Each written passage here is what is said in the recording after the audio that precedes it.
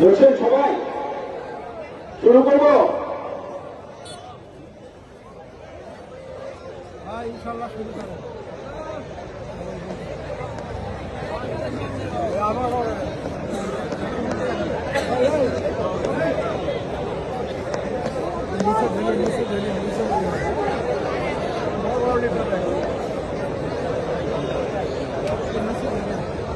বিসমিল্লাহির রহমানির রহিম।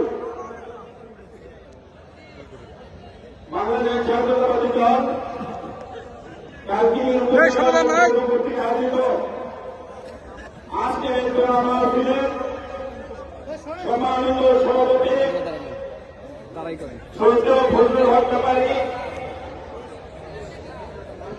আজকে সঞ্চালক সৈয়দ মাহবুব হোসেন মুন্সি, আমাদের বিশেষ অতিথি আমাদের সকলের মুরব্বী কামরুল হাসান তুষো, আমাদের মাঝে উপস্থিত জেলা বিএনপি, জেলা যুবদল, ছাত্রদল এবং আমার কালকিনি ছাত্রদল, যুবদল, স্বেচ্ছাসেবক দল, শ্রমিক দল, কৃষক দল, মহিলা দল সহ সকল অঙ্গ সংগঠনের নেতৃবৃন্দ, নির্বাচনী পরবর্তী আমরা আজকে এই দল মাহফিলে অংশগ্রহণ করতে পেরেছি এবং জনাব তারেক রহমান আজকে বাংলাদেশের প্রধানমন্ত্রী হতে পেরেছেন। আল্লাহ রাব্বুল আলামিনের কাছে শুকরিয়া জ্ঞাপন করছি।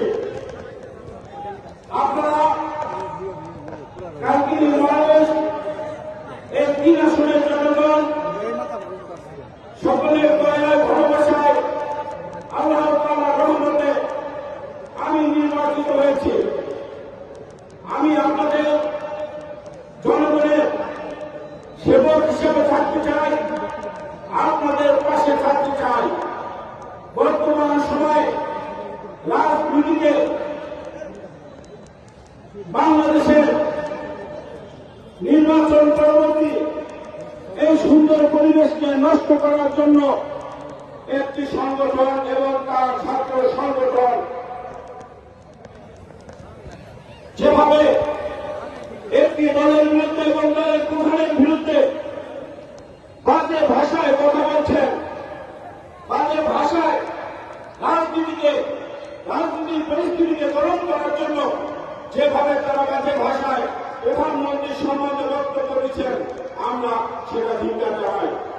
বন্ধুরা আমার, ছাত্র শিবির ছাত্র দলকে বিভিন্নভাবে প্রতিপন্ন করার জন্য, প্রধানমন্ত্রীকে প্রতিপন্ন করার জন্য বাজেভাবে বক্তব্য দেন।